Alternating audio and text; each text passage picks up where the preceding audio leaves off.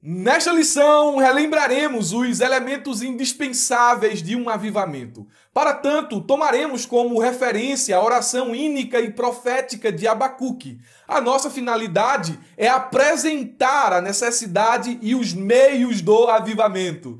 Vamos juntos aprender a palavra de Deus.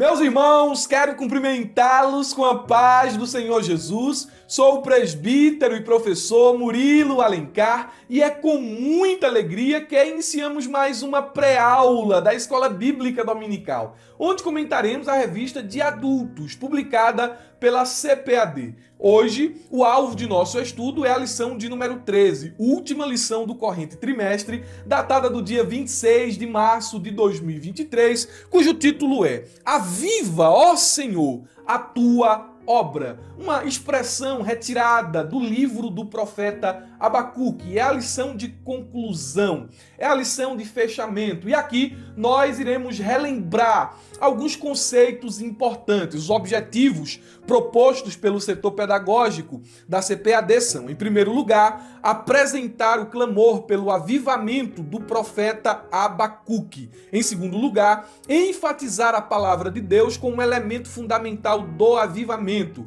E, por fim, conscientizar a respeito da necessidade de um verdadeiro avivamento. Faremos algumas modificações durante a exposição dos tópicos, tendo em vista que o primeiro tópico falará sobre o clamor pelo avivamento. Aí nós temos aqui no segundo tópico, terceiro subponto, clamor pelo avivamento, e no primeiro subponto do terceiro tópico, o clamor pela misericórdia. Então, nós faremos aqui algumas alterações durante a exposição, mas não fugiremos do assunto. Isso significa que não adotaremos necessariamente o roteiro proposto pelo comentarista da lição, mas permaneceremos dentro do assunto proposto, dentro dos objetivos aqui traçados. O nosso texto áureo nos diz o seguinte: ouvi, Senhor, a tua palavra e temi. Aviva, ó Senhor, a tua obra no meio dos anos. No meio dos anos a notifica. Na ira, lembra-te da misericórdia. Abacuque capítulo 3, versículo de número 2. Na tradução NVI, o mesmo texto está escrito assim: Senhor, ouvi a tua fama. Temo diante dos teus atos, Senhor. Realiza de novo, aleluia, em nossa época as mesmas obras. Faze-as conhecidas em nosso tempo. Em tua ira, lembra-te da misericórdia. O que temos aqui? Estamos diante de uma mudança, não só de comportamento do profeta Abacuque, mas também de estilo literário. Ele inicia o capítulo 1 fazendo diversos questionamentos a Deus. Em seguida, ele obtém uma resposta que não é tão satisfatória, e o profeta se sente confuso. Capítulo 2, ele vai até a torre de vigia, e ali ele tem experiências com Deus. No capítulo de número 3, ele se entrega por completo à soberania de Deus. Olha, Senhor, eu não posso questionar como o Senhor faz as coisas. Eu não posso aqui tentar mudá-lo ou apresentar um caminho melhor. Tudo que eu posso fazer é confiar em ti. Ainda que a figueira não floresça, ainda que não haja vacas nos currais, ele diz mais: o produto da oliveira minta, e aí por diante, todavia eu me alegrarei em ti. É uma entrega completa à vontade de Deus, é uma aceitação dos meios e dos caminhos do Senhor. Eu disse que era também uma mudança literária porque nós estamos diante de um cântico. Aqui é um salmo de submissão, um salmo profético. Abacuque, ele está cantando. E eu quero aqui apresentar a vocês um breve fluxograma que fiz dessa passagem, capítulo 3, versículo de número 2. Acompanhe comigo aí na tela, diz o seguinte: tenho ouvido. E aqui é o início do cântico. Veja que o versículo de número 1, o profeta Abacuque, ele dá uma descrição do que vem a seguir. Oração do profeta Abacuque sob forma de canto. Aí ele começa, tenho ouvido. É uma referência à experiência profética que ele teve. Em seguida, nós temos aí uma exclamação, tenho ouvido, ó Senhor. E aqui é o Deus de Israel, não é o Deus das nações, Deus com D minúsculo, não, mas é o Senhor poderoso, que tem história com o povo de Israel. Ele é a fonte da experiência profética de Abacuque. Em seguida, nós temos aí a sentença, as tuas declarações. Tenho ouvido, ó Senhor, as tuas declarações, ou a tua palavra. E isso diz respeito ao conteúdo da revelação que Abacuque teve. Ele teve contato com os pronunciamentos de juízo que o Senhor emitiu sobre a nação de Judá. E houve uma reação mediante essa experiência profética. Ele diz, eu me sinto alarmado. Veja, é a reação à experiência profética. Ou então pode ser traduzida como eu fui tomado de temor. Ouvi a tua palavra e estou cheio de temor. E em seguida, nós vemos aí os componentes da oração do profeta Abacuque. Aviva a tua obra, ó Senhor, no decorrer dos anos. Uma oração por avivamento.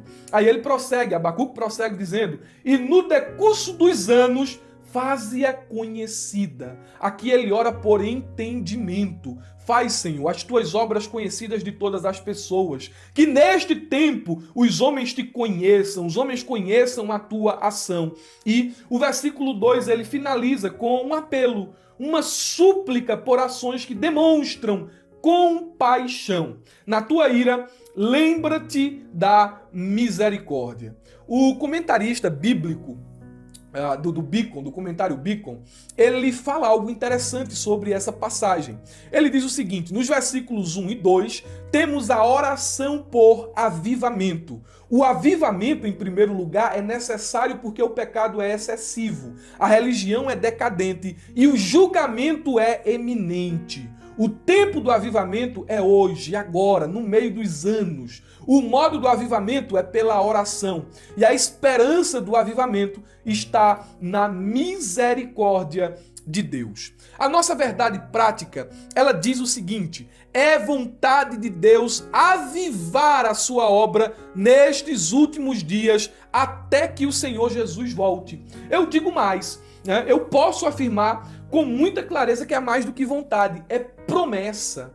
Deus não só tem vontade de avivar o seu povo, mas ele fez promessas a respeito de avivamento. A Bíblia nos diz, no livro do profeta Joel, capítulo 2, versículo 28 e 29, o seguinte, e depois disso derramarei do meu espírito sobre todos os povos. Os seus filhos e as suas filhas profetizarão. Os velhos terão sonhos, os jovens terão visões, até sobre os servos e as servas derramarei do meu espírito naqueles dias. É muito bonito essa passagem, principalmente a forma como ela aparece dentro do Novo Testamento. No dia de Pentecoste, Pedro se apropria dessa referência bíblica para explicar a realidade do derramamento do Espírito, a qual ele e os seus companheiros estavam experimentando. E na exposição de seu sermão, o apóstolo ele interpreta e aplica o texto escrito por Joel de forma bem abrangente. Pedro anuncia que é vontade e promessa de Deus avivar o seu povo pelo doar abundante do Espírito. Olha o que diz a palavra de Deus lá em Atos capítulo 2, versículo 38. Pois a promessa, veja, é vontade e promessa. Pois a promessa é para vocês, para os seus filhos e para todos os que estão longe, para todos quanto o Senhor nosso Deus chamar. A igreja é o ajuntamento daqueles que foram chamados. Então, é vontade e promessa de Deus avivar a sua igreja. Aleluia, glória a Deus. Vamos à exposição dos tópicos da lição, mas antes eu quero agradecer a todos os alunos da ferramenta EBD que têm nos acompanhado aí na plataforma da ferramenta durante todo esse primeiro trimestre de 2023. Os irmãos que estão nos acompanhando por meio do YouTube, não passe por aqui sem se inscrever em nosso canal, caso ainda não seja inscrito. Ative o sininho para receber as notificações, principalmente o material gratuito. Deixa o teu like logo no começo do vídeo. Tu esperou para deixar o like só agora, né? Deixa logo no começo do vídeo, interage conosco nos comentários e, mais importante que isso, conheça a plataforma da ferramenta EBD. O link está na descrição do vídeo, aqui embaixo. A plataforma da ferramenta EBD é o local onde o superintendente, o dirigente, o professor, o adjunto e o secretário da escola dominical encontram tudo o que precisam em um só lugar. A ferramenta EBD vai ser bênção para você, assim como tem sido bênção na vida de milhares de alunos e professores. Primeiro tópico da lição: o clamor pelo avivamento. Lembrando que estamos analisando o tema avivamento no contexto da oração do profeta Abacuque, feita no capítulo 3 de seu livro. E eu disse aos irmãos que não seguiria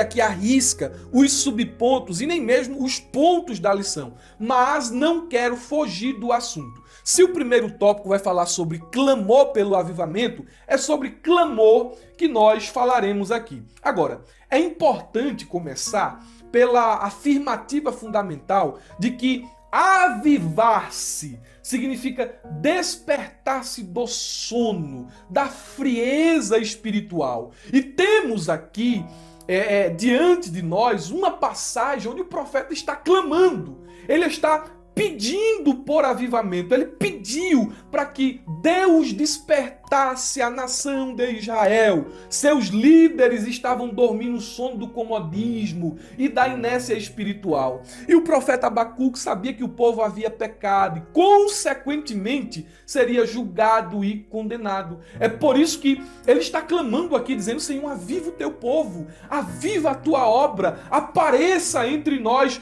com uma nova manifestação de poder por meio de sua graça e de seu Espírito. É uma oração que nós precisamos repetir. É uma oração que deve estar nos nossos lábios. Aviva a tua obra, ó Senhor. A questão é que há ocasiões em que nós nos enganamos e achamos que a igreja está avivada, ou achamos que está tudo bem porque nos acostumamos a viver de aparência. Há ocasiões em que a necessidade do avivamento ela é visível, porém, em outras ocasiões ela não é tão visível assim. Somente é conhecida por Deus, porque não há nenhum lapso aparente, assim, de que se está precisando de um avivamento, não há nenhuma incoerência clara, não há nenhuma falha flagrante. Então, às vezes a gente se engana com as aparências, mas Deus conhece por dentro e por fora. Deus conhece o que é visível e o que é invisível. Veja o exemplo da igreja de Laodiceia, lá em Apocalipse capítulo 3, versículo de número 17, a Bíblia diz assim: como dizes, rico sou e estou enriquecido e de nada tenho falta. Era o pensamento dos laodicenses: olha, está tudo bem, nós estamos bem, o Senhor está conosco, a igreja está prosperando, nós estamos desfrutando de um avivamento. Mas o diagnóstico do céu era outro. Jesus disse: e não sabes que és um desgraçado e miserável e pobre e cego e nu. E Jesus diz mais: eu repreendo e castigo todos quanto amo, sê pois zeloso e arrepende-te. Laodicenses, vocês estão precisando de arrependimento. Por quê? Porque eu estou fora. Versículo 20, eis que estou à porta e bato, e se alguém ouvir a minha voz e abrir a porta, entrarei em sua casa e cearei com ele e ele comigo. Estou fora. Mas vocês acham que está tudo bem. Meus irmãos, nós precisamos de um autoexame. E esta última lição nos chama a esta reflexão. Será se não estamos precisando de um avivamento? Será se nos acostumamos a viver de aparência? Será se nos encontramos nessa condição de ilusão espiritual, achando que está tudo bem, quando na realidade não está? Isso é um perigo. O avivamento, às vezes, ele evidencia sua necessidade de forma visível. Às vezes, nós estamos tão endurecidos pela situação que não percebemos a necessidade de experimentar um avivamento. É por isso que essa oração é uma necessidade. Senhor, aviva a tua obra. Aviva a tua obra, não deixa o meu coração esfriar. Aviva a tua obra, aviva a tua igreja, aviva, Senhor, a minha vida, porque o avivamento ele tem um aspecto coletivo e um aspecto individual. O crente precisa ser individualmente avivado. E dentro do aspecto coletivo, a igreja precisa experimentar um avivamento. Agora, veja a importância da oração, falando sobre o tópico de número 1 ainda, o clamor por avivamento. Porque às vezes acontece de a gente estar passando por esse processo de sequidão e a gente se pergunta: como posso orar? O que é que eu devo orar? Como posso retornar ao Senhor? E a gente ouve aqui o profeta Abacuque rasgando o coração, abrindo a sua boca em voz altissonante: aviva, ó Senhor, a tua obra. Abacuque não está pedindo a Deus o seguinte: ajuda-me a fazer a tua obra. Mas ele está orando para que o próprio Deus comece a agir novamente. Senhor, eu quero ver o Senhor agindo. Eu quero ver o Senhor operando. A oração aqui é que Deus avive a obra dele. Que Deus ele volte a trabalhar no meio do seu povo. Quando a gente fala de um aspecto pessoal, me permita tomar esse caminho pela vereda do pessoal aqui, nós precisamos orar dizendo o seguinte: Senhor, continue trabalhando no nosso coração. Não desista de nós, Senhor. Não desista de mim. Eu estou aqui. Eu estou sem sentir. Eu estou sem vontade. Eu estou sem desejo. Mas não me permita continuar nessa situação. Aviva-me, Senhor. Oh, Jesus, se o seu coração ficou estagnado e paralisado, se você parou de crescer em Cristo em todas as áreas, se desistiu de correr com paciência a carreira que lhe foi proposta, se a sua vida cristã estacionou, se o único progresso que você experimenta é mera profissão exterior dos lábios e não existe mais verdadeira comunhão entre você e Deus, não há mais um andar sincero com Ele, um intercâmbio com os céus. Então é porque o Espírito se afastou. A sua alma está passando necessidade espiritual. Se a sua situação for essa, se a obra de Deus está estacionada em seu coração, enfraquecida, mirrada, é momento de clamar. É momento de bradar e dizer: volta, Espírito, para o teu templo.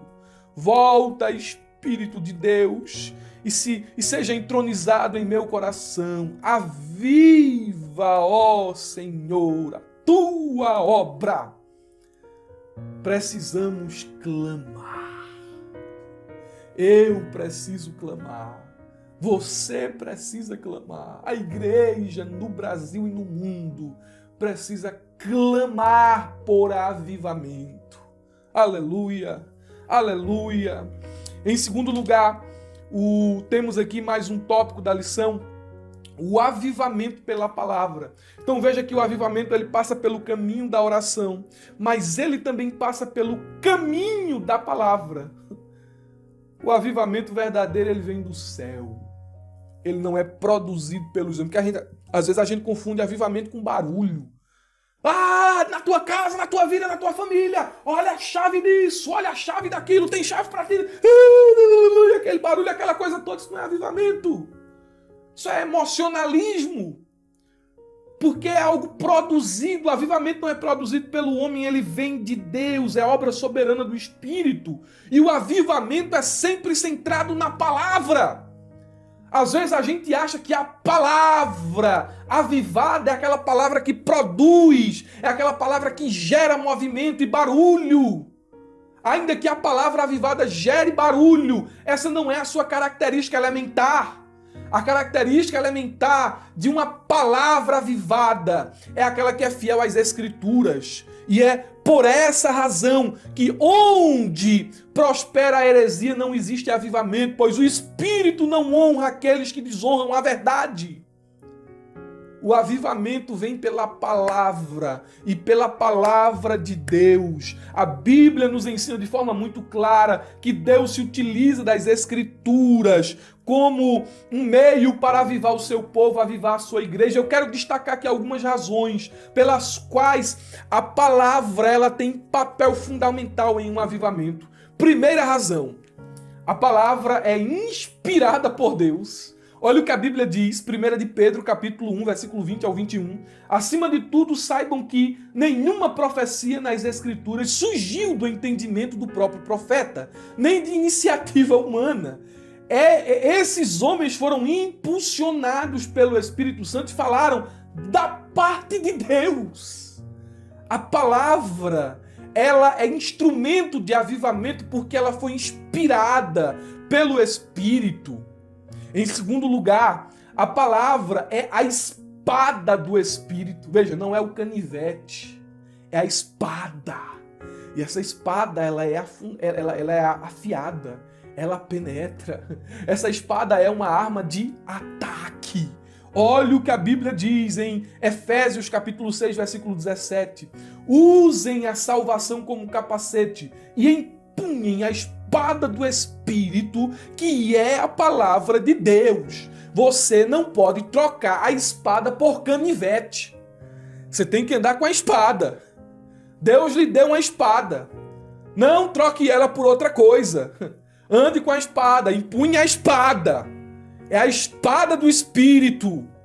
Em terceiro lugar, a palavra é um instrumento de avivamento, porque ela é viva e poderosa. Olha o que a Bíblia diz em Hebreus capítulo 4 e 12. Pois a palavra de Deus é viva e poderosa. É mais cortante que qualquer espada de 2 gumes e penetra entre a alma e espírito, entre juntas e medulas, e traz à luz até os pensamentos e desejos mais íntimos do coração.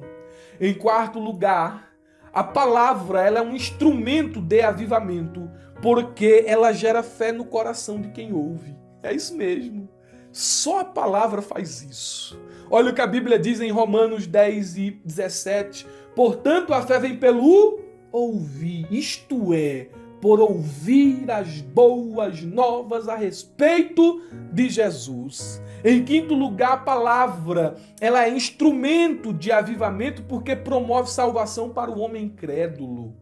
A palavra não revela fraqueza, a cruz não revela fraqueza, a cruz revela poder. A Bíblia diz em Romanos 1,16, não me envergonhe do Evangelho, porque é o poder de Deus para a salvação de todo aquele que crê, primeiro do judeu, depois do grego. Em sexto lugar, a palavra ela é instrumento de avivamento porque ela é eficaz. Isaías 55:11 diz: o mesmo acontece à minha palavra, eu a envio e ela sempre produz fruto. Ela fará o que deseja e prosperará aonde quer que eu a enviar. Então todo avivamento verdadeiro passa pela palavra. Então seja fiel à palavra, pregue a palavra, fale a palavra. Não precisa inventar nada não. Não precisa criar novidade, não inventar moda não. É a palavra, é a cruz, é a mensagem poderosa do Evangelho. O segundo subponto do tópico 2, ele vai falar sobre temor. Então, nós temos aqui oração, nós temos palavra e nós temos temor. Temer a Deus ou temor do Senhor transmite a ideia de piedade devocional e não de medo e pavor. O homem ímpio, veja a diferença, o homem ímpio, ele teme a Deus por medo das consequências do juízo de seus pecados. Agora, o relacionamento do crente com Deus é diferente do relacionamento do ímpio com Deus. Porque o crente sincero, ele teme a Deus com o sentimento de um pai, ou melhor, com o sentimento de um filho que ama muito seu pai. E o temor, ele expressa reciprocidade, gratidão, honra, respeito e obediência. O ato de temer a Deus é muito discutido no Antigo Testamento, principalmente na literatura de sabedoria, onde temer a Deus aparece como princípio de sabedoria, Provérbios 9:10, e como responsabilidade de toda a humanidade, Eclesiastes capítulo 12, versículo de número 13. No Novo Testamento nós temos também várias referências ao temor do Senhor, como uma delas que está em Atos capítulo 9, versículo de número 31. O Hernandes Dias Lopes, ele diz algo interessante. Ele diz que o temor a Deus é a fonte secreta, o poder íntimo da vida santa. O temor do Senhor é o princípio da sabedoria. O temor do Senhor é o grande freio que segura o homem de cair nas malhas do pecado. O temor do Senhor é o grande antídoto contra o mal. Aqueles que temem a Deus não temem aos homens, não se rendem ao pecado e não põem o pescoço na coleira do diabo. Eu gosto dessa definição do Hernandes porque ela é bem completa. E eu quero dizer aqui mais o seguinte: o temor, ele acontece como resultado de ouvir a palavra de Deus. E concluindo aqui esse subponto e encerrando o tópico de número 2 da lição, eu digo que não há avivamento onde não existe temor do Senhor. Olha o que diz o Salmo 25 e o verso 14, que versículo bonito. O Senhor confia os seus segredos aos que o temem e os leva a conhecer a sua aliança. Olha para mim, que eu quero te perguntar. Tu abriria a tua intimidade para as pessoas que não te respeitam? Você seria amigo próximo de pessoas que te tratam com desdém? Eu creio que não. Da mesma forma é com Deus. Seus segredos, sua presença, seus mistérios estão reservados para aqueles que o respeitam, para aqueles que o temem. Oh, glória a Deus! Glória a Deus! Temor a Deus é respeito, é honra, é obediência. E essa obediência, ela é muito mais do que cumprir um mandato, muito mais do que cumprir uma regra. Porque, por exemplo, quando um filho, ele recebe a ordem de um pai, ele diz assim, o pai diz assim, filho, vai comprar pão. Não, pai, não quero ir não, vai comprar pão. Aí, de repente, o filho vai, mas ele vai espraguejando o pai, de casa até a padaria. Ele está obedecendo, mas não está honrando. Então, quando a gente fala de temer a Deus, de honrar a Deus, de respeitar a Deus, nós falamos de algo que vai além da mera obediência externa, de algo que vem do coração, aqui dentro. Eu honro Ele aqui dentro. Eu obedeço de todo o meu coração. Eu temo. A igreja de hoje precisa de temor. Os irmãos perderam o temor. Você vê os cultos, o povo na hora do culto vendendo produto da Avon, conversando, Zap, Instagram, e às vezes até marcando encontro dentro da igreja, na hora do culto, na hora do louvor, na hora da palavra, e é chiclete debaixo do banco. E aí, para não falar tanta coisa aqui que a gente poderia falar, nesse ambiente Deus vai se revelar? Acho muito difícil. Muito difícil. Muito difícil mesmo. Que às vezes o pregador está lá avivado, cheio da graça de Deus, mas a igreja não está preparada para receber aquilo que Deus tem para dar. Meu Murilo, isso é bíblico, irmãos. Teve ocasiões em que Jesus disse assim, olha, por causa da incredulidade de vocês, não fiz sinais e maravilhas no meio aí, nessas regiões. Incredulidade. Eu poderia fazer, eu poderia realizar, mas vocês não estavam preparados, vocês não estavam de acordo com minha vontade, não fiz. Às vezes o pregador está lá cheio, e a igreja não está dentro da sintonia para receber a revelação do céu. O temor, ele precisa ser coletivo e individual. E, meus irmãos, eu quero encerrar aqui. O último ponto da lição vai falar sobre avivamento, questão de vida ou de morte. E eu fiz uma alteração. Eu coloquei o seguinte aqui, os 4 componentes de um avivamento. Já falei sobre eles nesta aula, mas vou tornar a falar com outros exemplos e a gente vai recapitular praticamente tudo que aprendemos aqui neste trimestre e vamos fechar com chave de ouro. Preste atenção, o tema geral do trimestre é Aviva a tua obra, o chamado das Escrituras ao quebrantamento e ao poder de Deus. E eu quero finalizar mostrando, à luz do profeta Abacuque, de seus escritos, quais são os elementos indispensáveis de um avivamento, os meios que Deus se utiliza para o avivamento. Eu quero aqui, em primeiro lugar, citar a oração. Já falei sobre oração aqui, mas me permita lhe dar mais exemplos. Em primeiro lugar, a oração, ela é a base do avivamento. Segunda Crônicas, capítulo 7, versículo 14. Se o meu povo, que se chama pelo meu nome, orar, né? O povo precisa orar. Aí a Bíblia diz, então os ouvirei dos céus. Os grandes avivamentos descritos na Bíblia e nos documentos e documentados ao longo da igreja sempre começam com oração. O primeiro avivamento registrado após a queda da humanidade, ele começou com oração, quando um descendente de Adão chamado Enos começou a invocar o nome do Senhor. O maior avivamento da história se deu no dia de Pentecostes após intensa campanha de oração. Então não tem outro meio. O meio é a oração.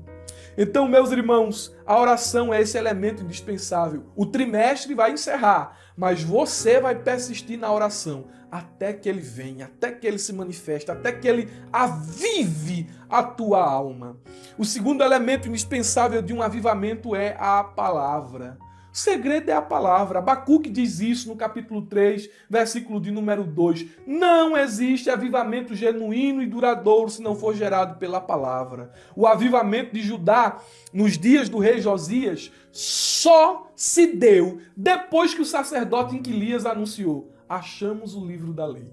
O problema é que parece que em muitos lugares o livro está perdido. Mas quando o livro for achado, o livro for resgatado, o que está escrito aqui for obedecido, a gente vai experimentar um avivamento. Aí vem aí a questão do temor, né?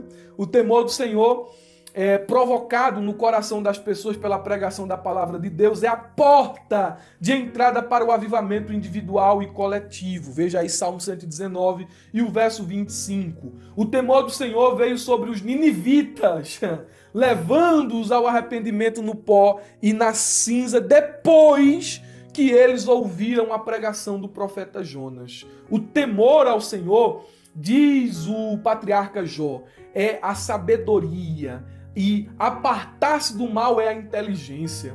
Então, ter um coração sábio que aparta-se do mal são sinais claros de um avivamento pessoal, de alguém que teme a Deus. Eu poderia aqui ainda mencionar um quarto elemento que não foi falado nos tópicos da lição, que é a misericórdia. Então, presta atenção. Oração, palavra, temor e misericórdia. A misericórdia de Deus é o quarto elemento indispensável de um avivamento. Veja Lamentações, capítulo 3, versículo 22. Todo avivamento ao longo da história é obra da misericórdia de Deus. Olha o que diz, segundo o livro das Crônicas, capítulo 30, versículo 9. O próprio rei Ezequias reconheceu isso, dizendo: porque em vos convertendo ao Senhor, vossos irmãos e vossos filhos acharão misericórdia perante os que o levaram cativos e tornarão a esta terra, porque o Senhor, o vosso Deus, é piedoso e misericordioso e não desviará de vós o rosto se vos converterdes a Ele. O avivamento, ele é um transbordar da misericórdia divina sobre nossa vida. Pois o avivamento sempre acontece quando o povo está em sua pior condição espiritual. Veja, é por isso que o avivamento é uma obra da misericórdia de Deus. Nós precisamos de um avivamento, isto é fato. E a minha oração final é que a busca pelo avivamento seja um clamor constante da igreja. Que esse clamor não cesse até que o Senhor derrame seu Espírito. E que a gente não fale só de avivamento, mas que de fato a gente viva um avivamento. E assim, meus irmãos, nós concluímos mais uma pré-aula da Escola Dominical. Os alunos da ferramenta EBD, vocês têm aí mais de 4 páginas de subsídio, acredito eu, olhando aqui, olha só, mais de 4 páginas aí de subsídio depois da conclusão, para vocês estudarem aí, tá certo? Eu queria agradecer aos irmãos que nos acompanharam por meio do YouTube e também aos alunos da ferramenta EBD. Vocês são o motivo de este trabalho ainda não ter cessado. Vocês são o motivo de ainda estarmos aqui produzindo materiais para a Escola Bíblica Dominical. Eu espero todos vocês no próximo trimestre, onde falaremos sobre família à luz das Escrituras. Tenha um ótimo final de semana, uma ótima aula de Escola Bíblica Dominical e não se esqueça, abra a jaula!